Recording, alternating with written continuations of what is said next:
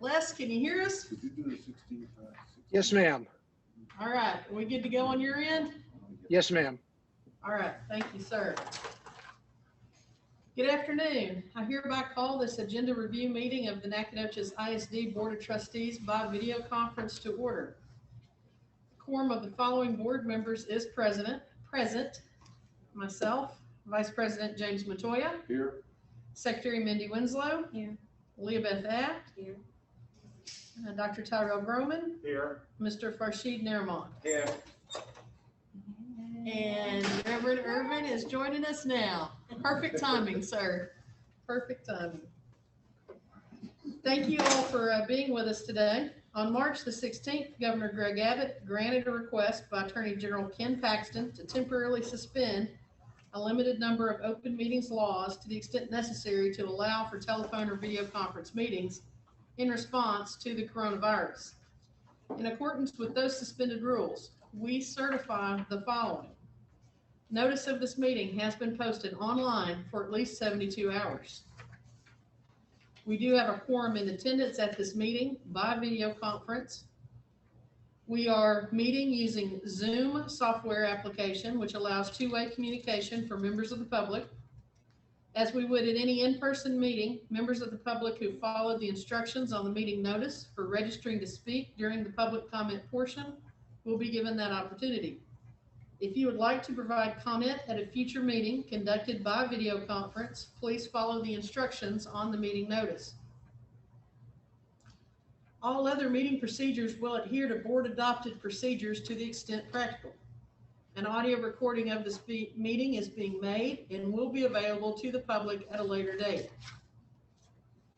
If you have any questions about these suspended laws, please call the Office of the Attorney General at 888-672-6787 or by email at toma@oag.texas.gov.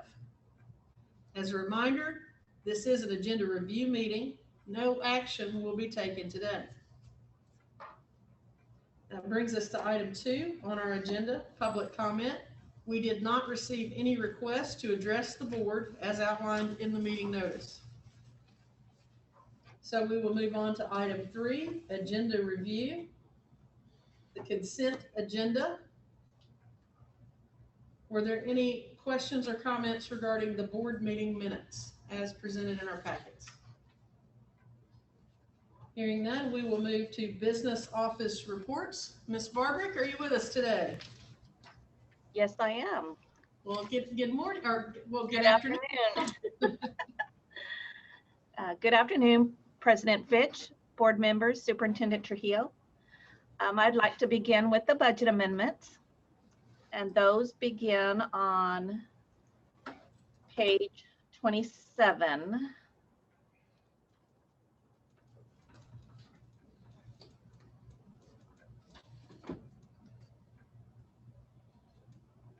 So budget amendment A is pulling funds from fund balance to pay for a 1-year subscription for, and I don't know how to pronounce this, Jam F mobile management. This is specifically for the iPads. Last month was for the Chromebooks. And a 4-year warranty for the new devices and a 1-year warranty for the older devices. This purchase was actually approved last month, and it is $225,590. Being funded through fund balance, correct? Yes, that is correct.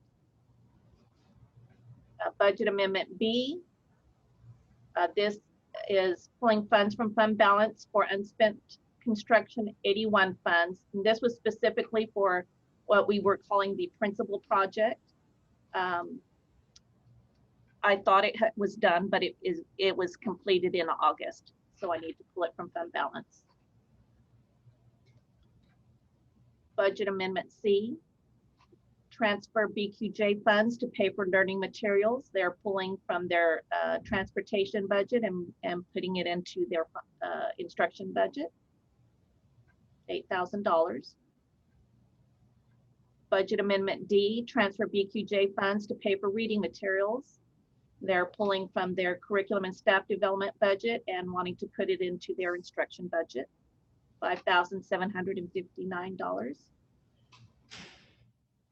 And item E, budget donated funds received from band boosters of $329. And this was a donation that was approved in July. Any questions on the budget amendments?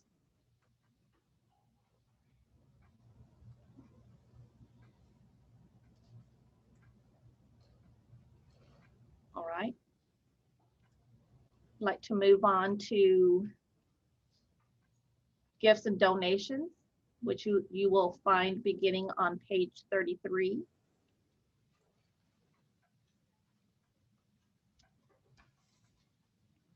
Regay received a donation of $300 from Texas Farm Credit.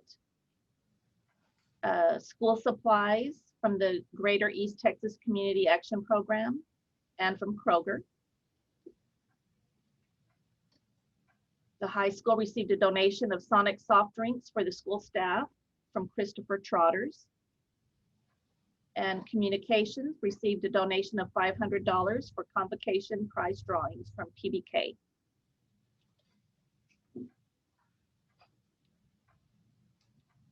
Any questions on donations? Okay, I'd like to move on to investments.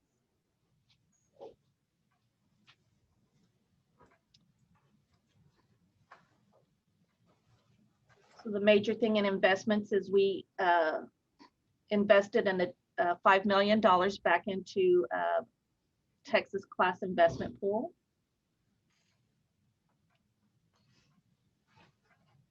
And you will see that our earnings are dropping from past because of low interest rates. So this month we earned $22,000.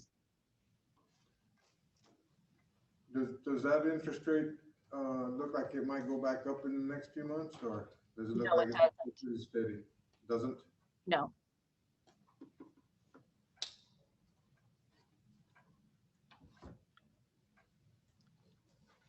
And then I will entertain any other questions you have on any of the other reports. I did have a question, Lisa. I believe it's on page 63. Let me flip forward here, make sure I got the number written down correctly. I noticed that the transportation fiber, and I do see there that we're waiting to find out if that's going to be reimbursed through E-rate. That's correct. My concern was, I guess, I'm assuming this has to do with the renovation. Yes, it does. Yes. And we just missed that in the project budget, or did we know all along that we would probably be getting reimbursement? And that may be a construction question, not a finance question. Actually, I think that's an IT question. Okay. I'm not sure why there's a question on why it's questionable. We need to ask. I guess I'm concerned as why we didn't capture it in the construction budget for that project versus it coming to us after we've kind of finished construction. That part would be a plant services question. All right. All right. I'm sure we can catch up with those guys at some point and kind of find out. Again, I know that that's kind of the first project of many. And my concern here is when we are looking and approving budgets that we're not going to end up at the end being short because they left some stuff out. So that's, I think, very much a kind of construction management related kind of question, but would possibly like to catch up on that before Thursday, just to kind of get a feel for how we're handling that on all of our projects. Okay.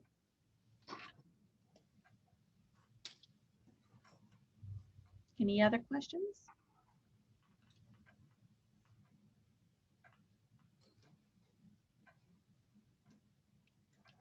Well, that includes my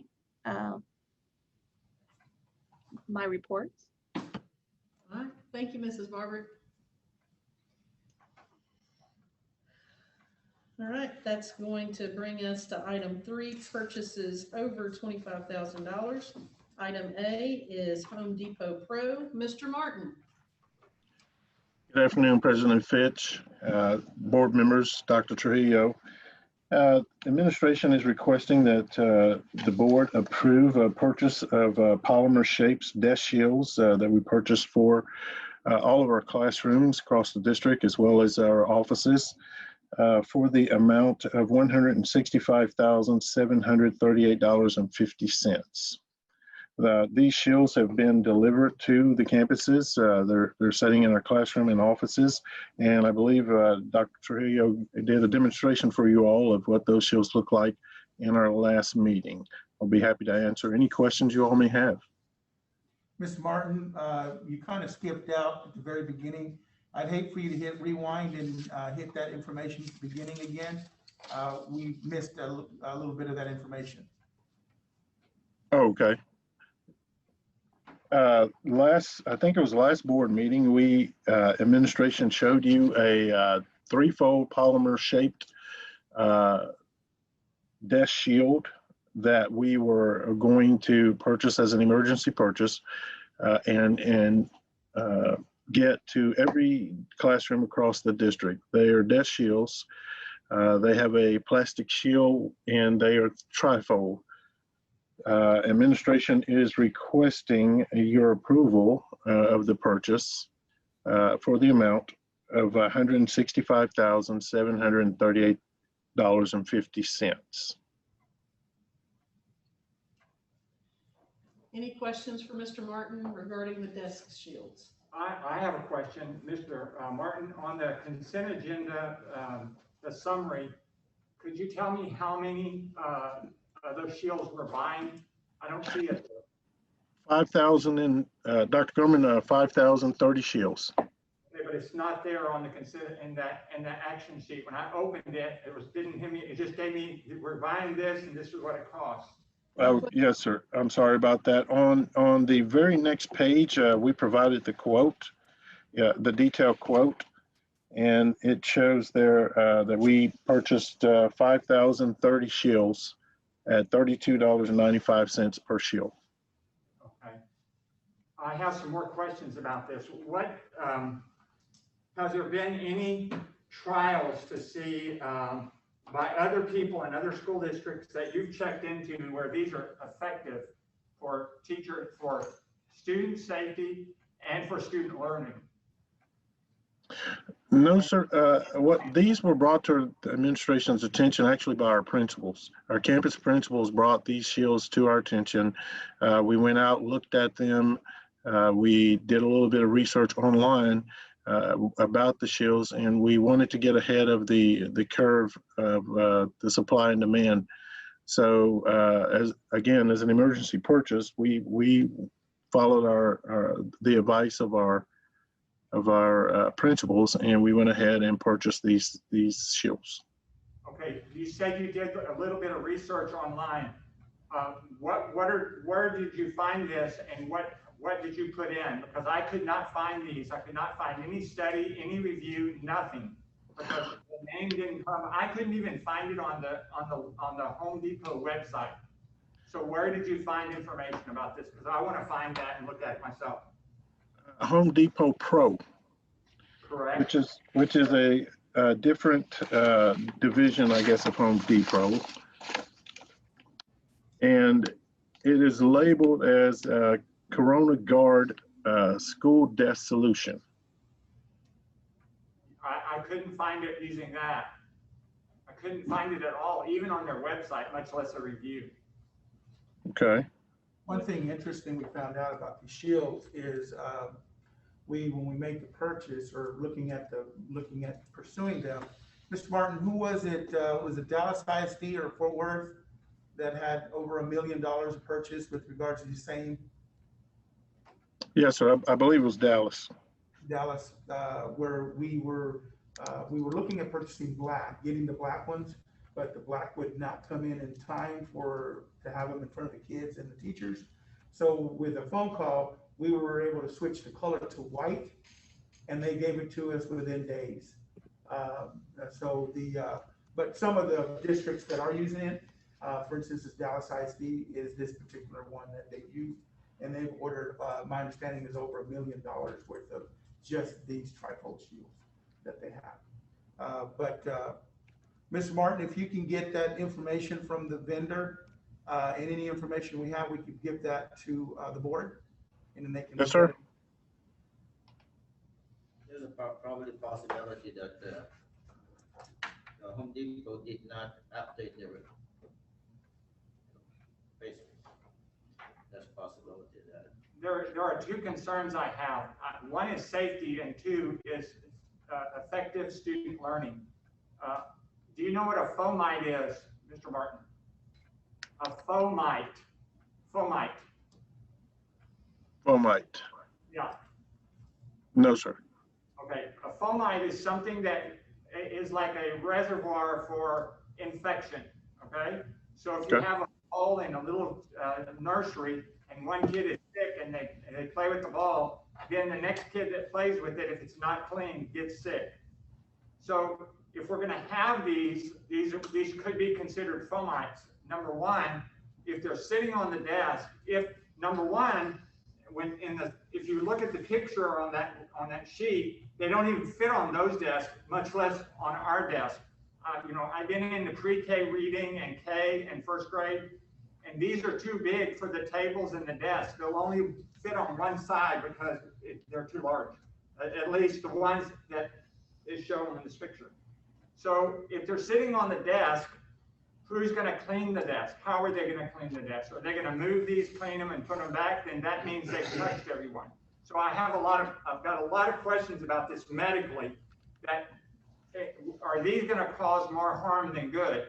Or what's going to happen? Is this required for the kids? What are the protocols? You have any protocols written down for the teachers on how to use these? Have you thought about that?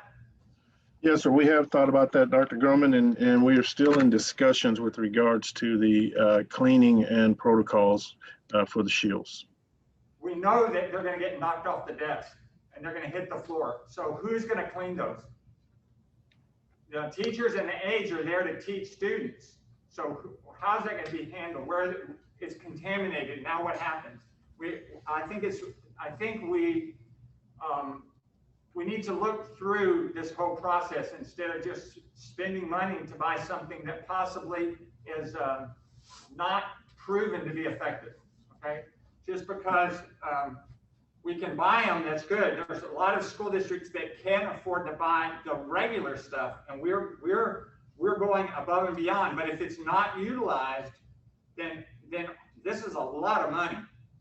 So we already have bought all of them. They're here. Yes, they're delivered. Is that right? that is correct. Do we have any principals that are listening to this that can tell us about what have they tried these out? What are they thinking about these? Now would be a good time to know about it. Mr. Martin, The way we can put them in charge. Yeah. Dr. Grovin. Yeah. And so what our teachers do is before students came, they took some double-sided tape to anchor them to the desk so that they don't move. In between classes, our teachers are sanitizing their desks, and then at the end of the day, those plexiglass are left open so they can be sanitized and dried for the next day. That's your protocol. Yes, sir. Okay. Well, that solves some of the questions I have where they're situated. Do they fit on the desk okay? Yes, so on our campus, they fit okay, and we like them because we don't have to sit students at the end of the desk. The way that trifold opens up and bends, we can sit students on opposite side of each other and still have protections on both the sides and in front of each student. The protocol you're hearing from him is something that I personally communicated to each administrator. We're not to fold them, stack them, or store them. We're to leave them open, and so that we don't touch and we don't have to handle them as we're cleaning them. That can either be done by the foggers or with custodial staff with the sprays that we do have that mist them. So one of the concerns I had when we first were looking at it is, like we typically do with certain things with school, is we put them up and stack them up, and then we come to school and we open back up. I did not want anybody handling them. So the protocol you're hearing that they're using there at NETI is an expectation that was communicated from me to each one building principal. And that was a conversation we had one-to-one about the safety protocols whenever they're using these shields. And by the way, the shield is not something unusual to any school. Every school is using a shield because of the sheer number of kids that are in the room. And so in order to provide and meet the expectations of the classrooms, we have to have some sort of a divider. And we're actually using it and being much more, I think by not moving it around with some of the districts, they purchased one for each individual kid. And the kids walk around with them. I have big concerns when students are moving their own dividers around. Number one, they'll set it down, and then what they're doing is set it on the ground, and you're picking up contaminants from the floor, or they're in the cafeteria, or just that was my concern. So yes, the items that we have are stationary. They're placed in the room. They've ordered enough for the rooms to use that we have that's in there. That's why we have an overabundance. Some of those have even been used until the cafeteria gets their items placed. So you'll see dividers that are there to put between the two. The teachers also have a divider that was assigned to them. Now with them, that one becomes a little more portable when they go to PLC, or they have some meetings that require them to come together as a group and they're spreading out. They can use that divider, but we also wanted them to have a safe zone in their classroom that would be behind their partition, and they can work from the other side. One interesting thing that was a product of this, which was unforeseen, was the reason it's got slotted so that you can carry it. But I've seen several of the teachers using it in a way that didn't even come to my mind, where they flipped it over, and when a student can be working on one side, all they simply do is pass the paper through the slot. Something very ingenious that came from the teachers using them in the classroom. Whereas before, the kid would have to come around the partition to hand anything over. They've just flipped it over and put the slots between themselves and the kids, and they're using it kind of like a teller when they're using it. So great questions. We're going to get some good information about the vendor so that you can actually see the information that's there. We'll get it to the board. But I wanted to make sure you knew the protocol that you heard. He's providing it from NETI, but that was my expectation that was communicated to each principal, that we were not to fold them up, stack them up, or secure them. I want to be able to go in at the end of the day, whether through the use of the foggers or the misters that we do have, because every teacher, we have the spray bottles that have been selected. We also did not intentionally, we listened to our principals, they did not want brown paper towels, because what that does is just move things around. And so we've actually gone with their recommendation of looking at just plain white paper towels that we can easily dispose of and throw out whenever the kids have used it. So that kind of hopefully gives you some information. That's much better. It's a much better plan. The one thing I thought about is trying to identify, who sits at this desk, is if they were numbered, and A has number 1 and Z has number whatever. But the other thing that happens is in the high school, kids change classes. So how is that going to be handled? Because potentially you have 7 people sitting behind that one shield every day. Yeah, right now, since we're in transition in the slow start, and we have the AV schedule as kids are transitioning in, I spent this morning at the high school, walking in a classroom, and there's 5 students that are in there. They're not using the partitions. The kids are in enough space from each other in the room. But that's something as we start getting the number of kids that are in there, I'll have to follow up, Mr. Martin, with the high school and see if partitions were ordered specifically for the high school. I know that the elementary are using them. I know that the middle schools are using them, but the number right now at the high school doesn't dictate for them to have it, because the numbers are so sparse with the number of kids that are there. Dr. Trujillo? This morning. Dr. Trujillo, yes, we do have them, and some of our staff members have already passed them out. They are on the teacher's desk at this time right now.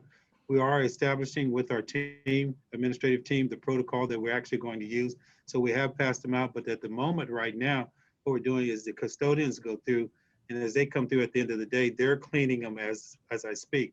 That's not sufficient or good enough at this point, so we are establishing a protocol that will get them clean every period, and we're working on that right now as we speak. Thank you, sir. And it's in your And background. that's actually the background. that you see Yes, this is it right here. And this is what you were referring to being turned upside down. And actually, it's like this, turned this way. Ah, And the teachers, That's it. you know, there's a swap pass through. That's awesome. Isn't it amazing? That's It's, awesome. And Dr.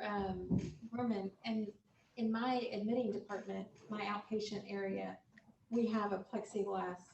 Right. And we, after every patient, we walk around and we wipe it down with a sanding wipe that's CDC approved. It's in a purple canister. And we wipe the whole thing down between every patient. So, I mean, it doesn't take a minute to do that. They're gloved, they wipe it down, they go back around to their side, they take the next patient. So there's, I mean, there's ways we can, I'm sure, do that. I mean, it'd be hard to do it on 30 shields before the next class started, but I'm sure just there's something concerned we that can this figure doesn't out. fall on the teachers and the aides for them. Another Oh, thing. right. Well, On them. But along that line, it's gonna take all of us. It takes And, you know, we can't depend on one individual. I mean, this is obviously an effort by all employees in the district to do that. And if it takes just a second to, can I know what you're talking? you gotta wipe It's not walk gonna around, hurt, wipe it and down. the teacher's gonna probably be happy to do that because they know they're disinfecting the area that they need to disinfect. So I don't know that it's gonna be an issue for teachers that I see or any other employee in the district to help out with that. And we'll address it as administration with regards to what the protocols are that we're using to meet the needs of the classroom that are there. So we'll address those. The key is just to make sure that the purchase was made for the amount that we're looking at, and that it was a needed item to put in the hands of our teachers I agree. to create a little more of a barrier, a safety barrier between the kids and also the groups of students that we do have. So, Dr. Trujillo, yes, am I correct that students wearing face masks at the same time? yes, Okay, this Absolutely. is something beyond the face mask, actually. actually, yes. So it minimizes the concern. It minimizes the concern as well. The biggest advantage I see in this is some of the kids that want to stay home and be virtual, they could go, well, if I have this protection, I've got double protection at my desk. So we could get more kids wanting to come from virtual back to the classroom. And that's the real advantage I see of these, is that it cause the kids to come back to school and get back into the environment with the teacher and with their classmates. So I see that overall this has a really good advantage, but we must make sure that we're not causing harm, we're causing good. And that's, I think we're on the road. But I guess we have challenges, but we can overcome those things. Dr. And thanks so Grovin, much for your patience with me. the concern is here, however, we cannot live like Howard Hughes. In the bubble, you're saying? And I mean, I just quickly Googled Corona Guard, and there's a lot of different ones. I did not find the Home Depot one, but it could be a special deal. But the similar concept, it's still a barrier that sits on a desk. Some are adhesive and attached, and some are not. So there are other solutions and other studies out there on them. So, I mean, I did find that. I did not find the Home Depot one, which I thought was kind Now, of. Dr. Grovin brought up a great point. This morning, visiting with a marketing teacher at the high school, I was visiting with him in his classroom. And beginning of the week, he found students, and by the end of the week, he was up 2 students. Mhm. So the transition is absolutely there, that once they start talking to each other, they know the protocols and they know what we're trying to do, it will entice more participation. And I was pleased to hear that from one of our high school teachers this morning, that by the time they got to Friday, and it was a 4-day week, they had gained 2 more students back into it. So, and I see that number with the kiddos, but that's a great point, Dr. Roman. Any other discussion on the desk shields? All right. Hearing none, we'll move to item 3B, Boys and Girls Club. Ms. Barbara.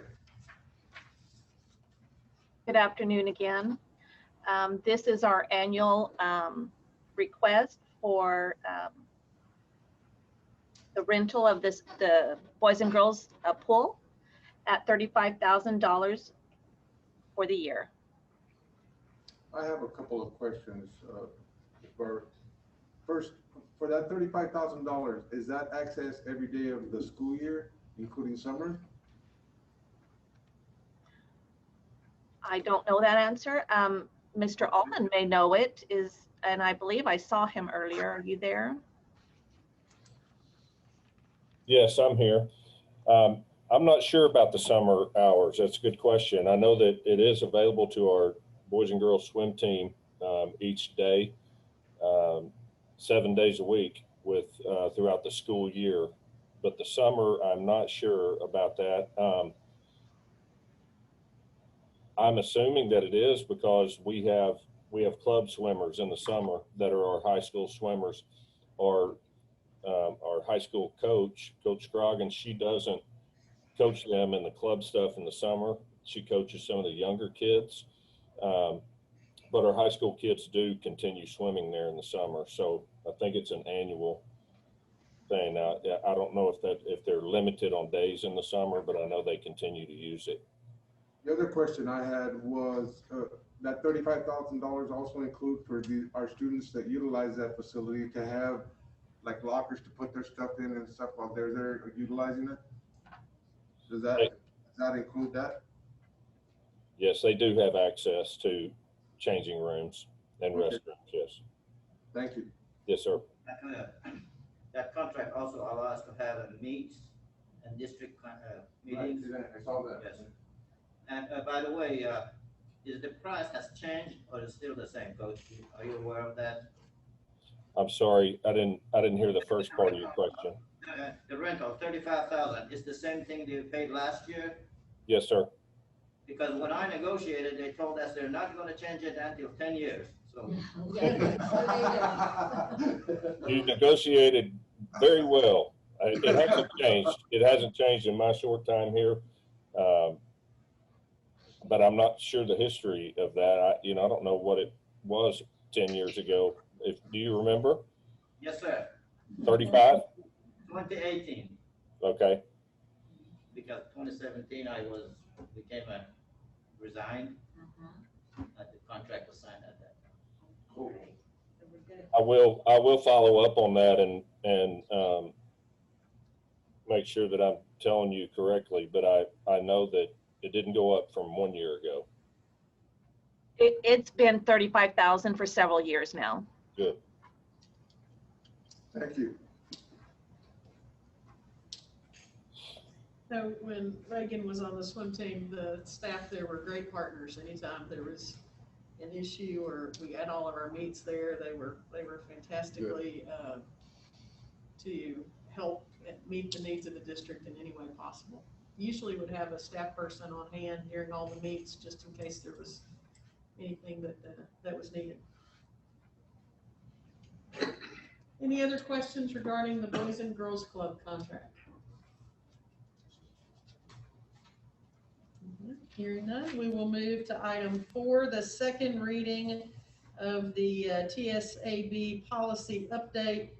Mr. Martin, this is on second reading, but would you like to add anything, or does the board have any questions?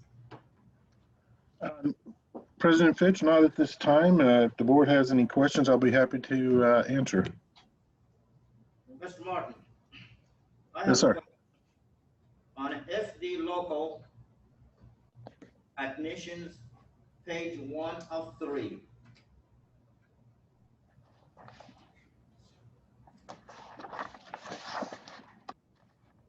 It talks about extracurricular activities. What page number do you happen to know? No, I don't. I read it earlier. Okay, Coach. You said on page 1 of 3? I'm not sure, Coach, but I'll tell you what, I read the statement.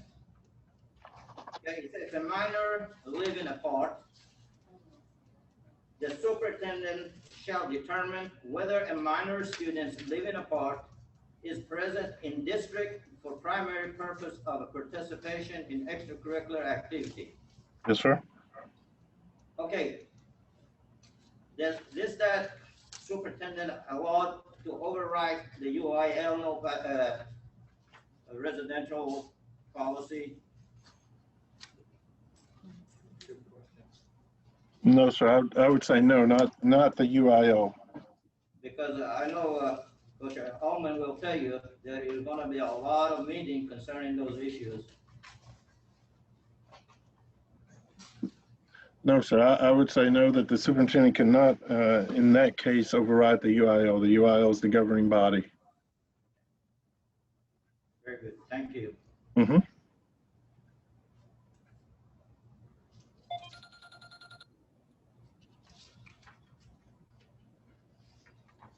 Any other questions regarding the TASB policy update?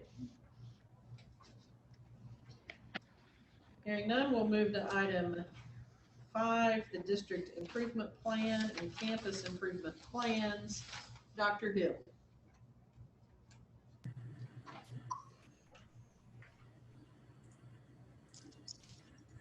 Hello, President Fitch, Board of Trustees, and Superintendent Trujillo. I'm Dr. Forley, and I'm speaking on behalf of Dr. Hill this afternoon. At the upcoming board meeting, we are seeking annual approval for the goals and performance objectives for the district and campus improvement plans for school year 2021.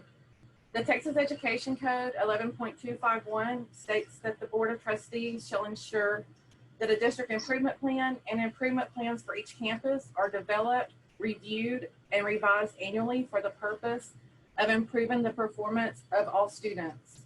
The board shall annually approve district and campus performance objectives. In our district, each year, teams complete a summative evaluation of the previous year's progress, and then they begin planning for the subsequent school year. They engage in a comprehensive needs assessment process that ensures the identification of needs and align performance objectives and strategies that will help them throughout the school year.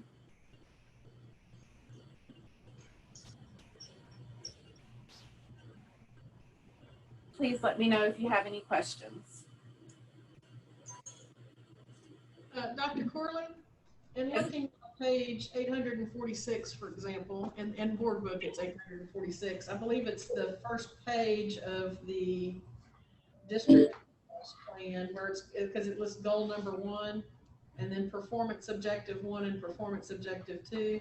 I really appreciated the fact that the performance objective 2, as you look there, it has the date references in there. If we could kind of go through this plan and ensure that we've got dates tied back to all of these goals, I would be appreciative to that. There's transparent communication. Yes, ma'am, absolutely.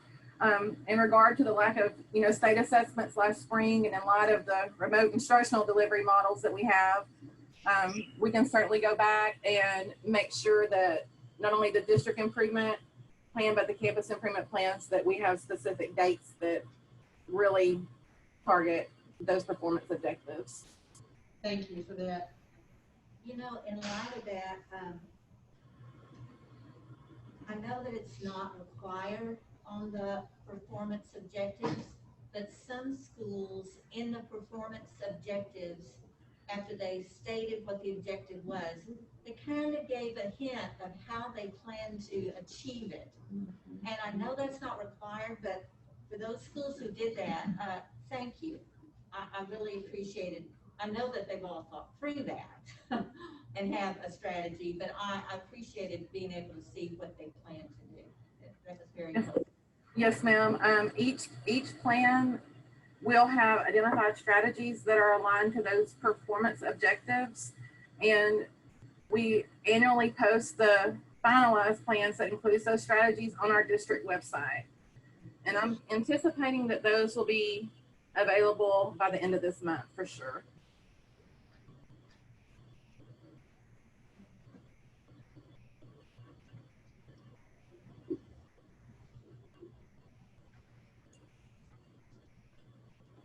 Any other questions regarding the district and campus improvement plans? Hearing none, we will move to item 6, the school health advisory meeting dates for 2020, 2021. Dr. Young.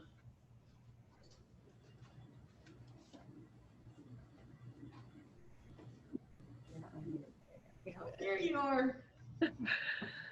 Good afternoon, Superintendent Trujillo, Board President Fitch, and the rest of the board. Before you have a list of the 4 dates that are required to be posted on our district website for the SHAC committee meetings. We're proposing those dates for you. We will be holding these meetings via Zoom for the time being until circumstances change. So we would appreciate your approval on those dates. Any questions?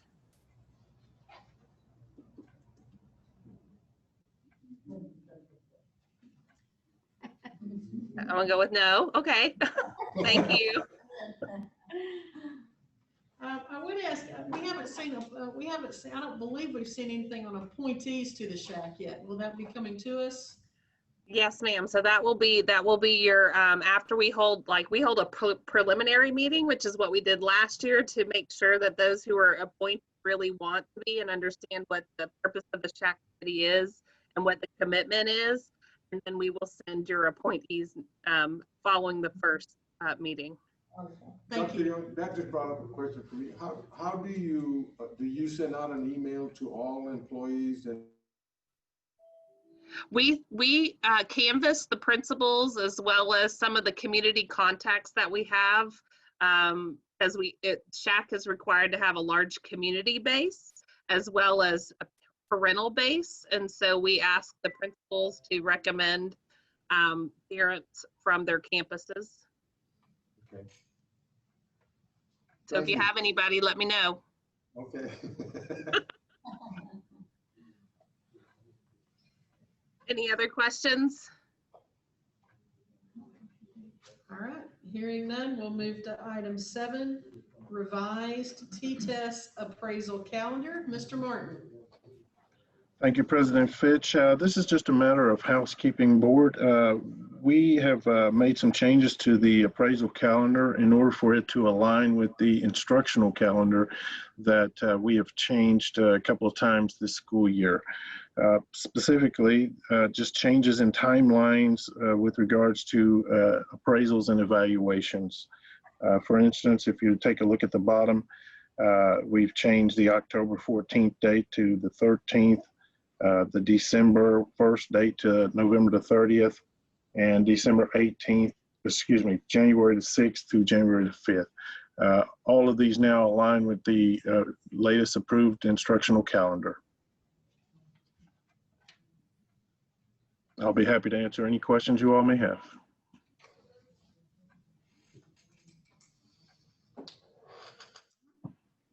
Hearing no questions, we'll move to the next section. Section B, discussion action agenda. And item 1 is consideration of purchase of 3 school buses from Thomas Gulf Coast Bus Sales. Mr. Martin. Yes, ma'am, President Fitch. On page 926 of your board book, we have an action sheet followed by several quotes for purchases of first a 78 passenger route bus, which will include seat belts. The plan there would be to put that bus in circulation as one of our regular route buses that would run every day. Number 2 would be our 46 passenger travel bus. We would call it our Dragon Express number 3. It would look exactly like the other Dragon Expresses that we have on the bus lot, and as well it would have seat belts in it. And then number 3 is a 14 passenger miniature bus. We would use this for some of our smaller activity groups who travel, such as the golf team, swim team at times. This is a 14 passenger vehicle, and it does not require the driver to have a CDL. It does have seat belts in the vehicle for student passengers. And we feel very highly that we need just a smaller vehicle to be able to transport smaller groups of students. Again, I'll be happy to answer any questions you all may have. I just have a question regarding the amount. If they have their own budget to be able to purchase this, was that some? My question is, was that some of that money that came back when they sold some buses in the prior years when we got some newer buses? Is that part of that budget? Did that money go into their budget from those sales? I'll answer that. No, this was put into their budget. It was adopted. When we adopted, we put this in their budget to purchase 3. Thank you. Mr. Martin, Dr. Broman, I've got a question for you. Yes, sir. We're purchasing these buses through the board book, right? Not Through board, buy board? what? Through buy board? Buy board, yes. Yes, sir. So we're saving approximately what percent by using that service? In other words, this is the price we have quoted, but if we weren't using buy board, we'd be paying more. About how much more would that be? Just a rough estimate. Dr. Grovin, I would have to get back to you with a number with regards to that, but we are saving quite a bit. I can tell you that. I think that would be good for our public to know that we're using smart strategies to not just get ahead, but to stay up with what our needs are and updating our buses. So I think having some idea of a percentage of what we're saving and using this we're doing a good thing. So that would be helpful to me. Y'all think? Okay. Not a problem. We can get those numbers.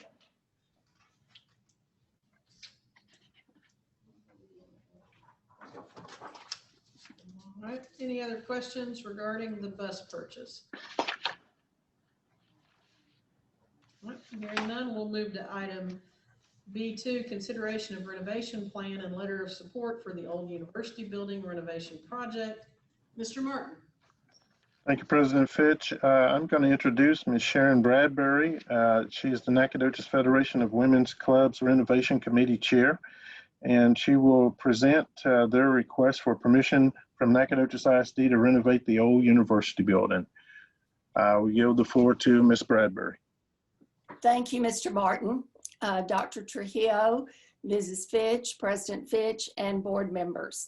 As you are probably aware, both the OUB and the OUB Annex are property that belong to NISD.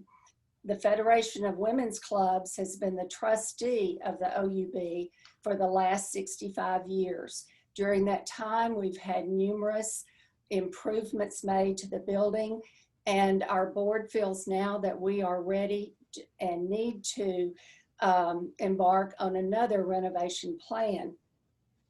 There are several components of the plan. Our primary goal is to make the OUB handicapped accessible to all of those who require that type of service.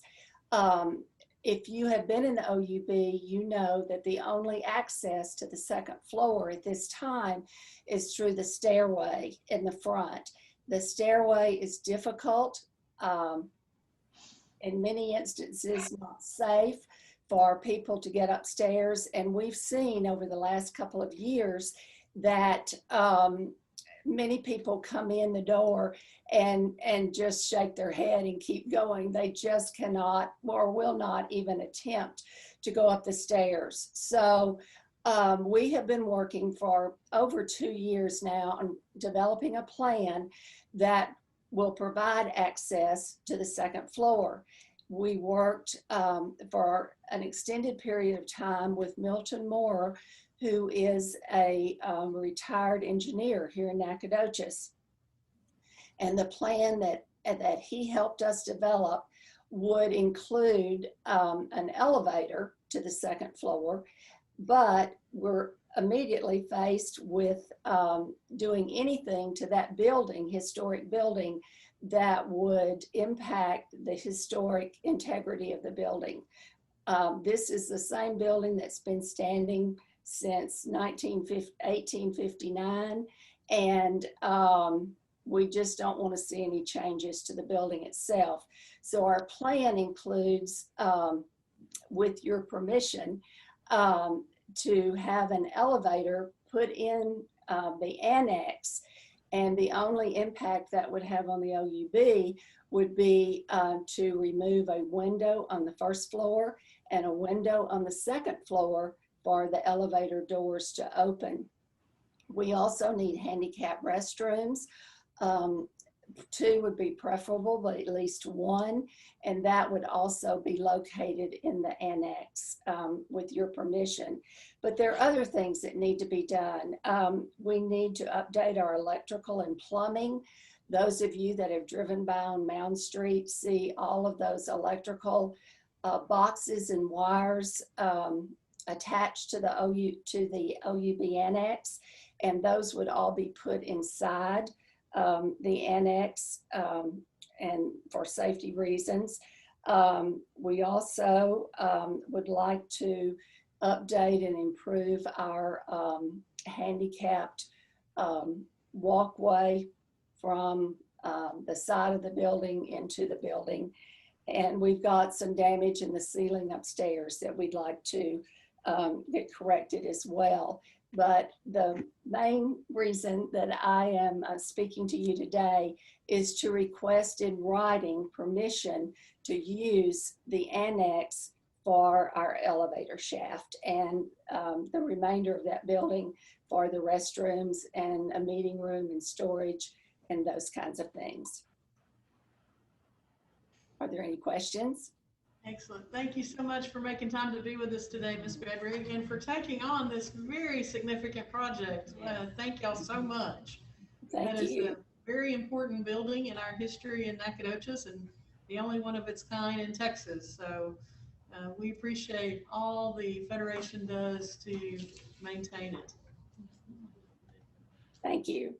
Does the board have any questions for Mrs. Bradbury? We are glad somebody's taking the initiative.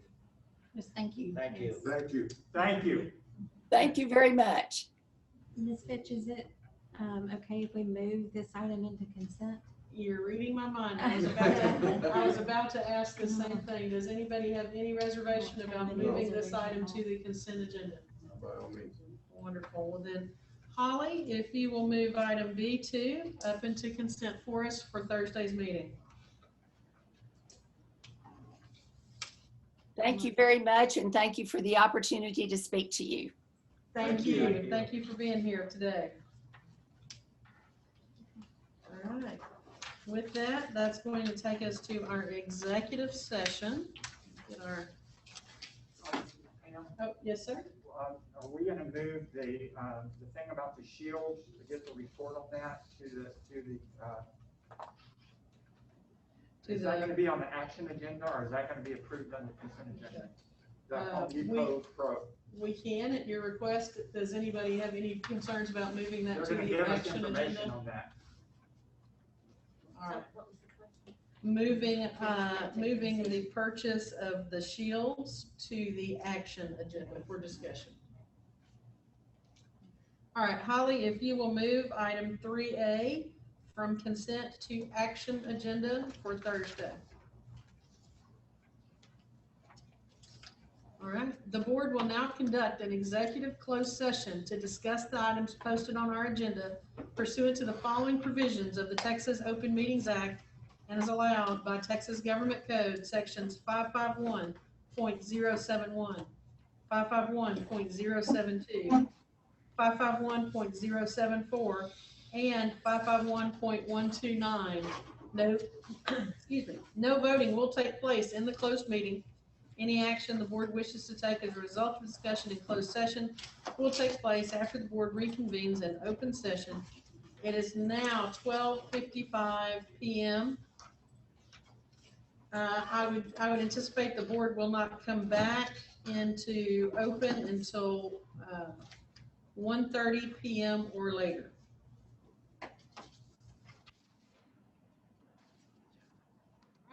Thank you, guys.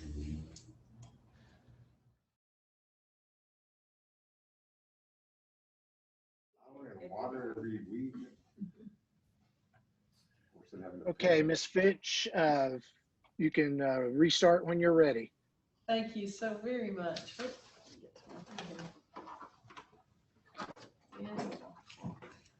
All right, the board is now reconvening into open session at 2:08 p.m. We have one final item on the agenda. I'll entertain a motion. I move we adjourn. I hope that's the one you're watching. Yes. I'll second. All right, we have a motion by Ms. Winslow, a second by Mr. Montoya. All those in favor, please say aye. Aye. Any opposed? Motion carries unanimously. Thank you very much. See you guys on Thursday. On Thursday.